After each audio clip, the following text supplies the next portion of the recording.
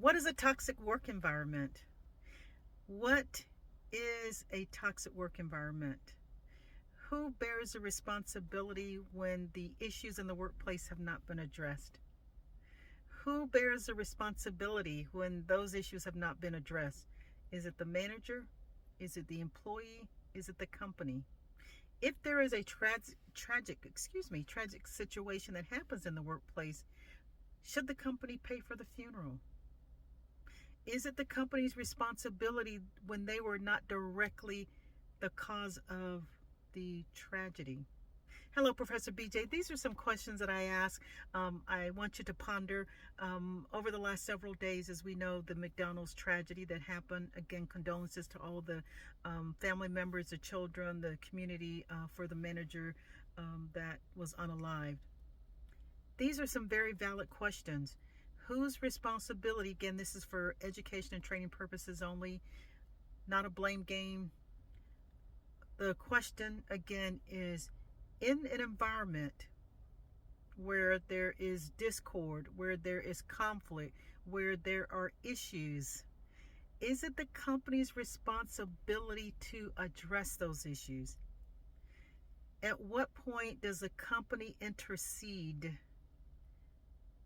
What is the responsibility of the company if they were not aware that these issues were occurring? If everything was kept in-house, kept internal, there was never an HR reporting, if there's no documentation on either side, what is the responsibility of the company? Are you held responsible for things that you're not aware of? If you're a business owner, if something happens at your workplace, at your company, something that your employee caused at a client site, are you held responsible for that if you were not aware? Or should the employee, if they violated a company policy, if they violated a procedure, should the company still be responsible if it was the negligence of the employee? Having been trained, having been aware of the company protocol, the policy procedure, should the company still be held responsible for the actions of the employee? Again, these are all questions to ponder. Perhaps there's no right or wrong. It depends on what side of the coin you're on. But this McDonald's situation has opened up the floodgates from a lot of different perspectives. It's a very divisive topic right now. I want to be sensitive to it. Again, I'm coming from an HR perspective, just posing questions for you to think about. If you're in your workplace, if you're a manager, if you're a leader, this is a very, very unfortunate situation that could have been prevented. I've talked about that over the last several weeks about EAP, toxic work environments, managers, what your steps you should take. Again, and let's take it a step further. Should the company be responsible for the funeral? If there is a tragedy in the workplace, again, these are questions for anyone that will watch this video. Do you think the company should be held responsible for the payment of the funeral expenses? That's a very good question. A lot of different answers. It's either yes or no, or maybe so. Yes, no, maybe so. Again, my background is HR. In the more than 25 years I've been in HR, I've worked in private sector, corporate America, state government, federal government. I've never seen a company pay for a funeral. Again, it probably happens. I haven't worked everywhere, but I've had enough various experiences and wide ranging over 25 years or more.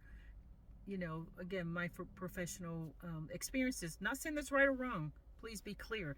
Not that I'm saying it's right or wrong, but I'm saying that I've not seen it. What generally happens and I have dealt with situations, not to this degree, but there have been situations where there have been tragedies in the workplace. WV happens more often than we think. We hear about this one with the McDonald's because it's widely publicized. It's on every social media platform. It is on every nationwide news outlet. So that's why we're hearing about it. But situations like this happen every day. DV situations spill over into the workplace. WV situations happen in the workplace on a regular basis. Different situations, different scenarios, different people involved, but it does happen, and that's unfortunate. So again, I'm going to close this video. I don't want to make this too long. I'll come back with subsequent videos. Reach out to HR to start the documentation process if you are having an issue in your workplace. Reach out to EAP, which stands for Employee Assistance Program. It's a free and confidential service paid for by the company. You don't have to pay a dime. These are all trained professionals. Whatever you're going through, seek out help. Get help. This is a safe space for you to rant, to vent, to tell everything you ever wanted to tell someone in private that you know that will be held confidential. It's better than a journal. Better than a journal, because this is a live person that can interact with you, can provide you with resources, can provide you with coping skills, tools, resources, whatever you need. Mental health issues, postpartum depression, anxiety, SI, you know what that stands for, ideations, ideations, I can't say that word, but anything you're dealing with, addiction issues, legal issues, parental issues, management issues, child care issues, elder care issues, legal issues, whatever issue you're facing, Employee Assistance Program, paid for by the company, seek it out. If you need to file an EEOC complaint, file the EEOC complaint. Keep working. You have more leverage if they retaliate or if the company fires you. Continue to work unless the environment is too pervasive that you can't stay there. But try to stick it out until you can get some resolution. Again, Professor VJ here. Until the next video, take care. Sunday fun day, Western wear today at my church.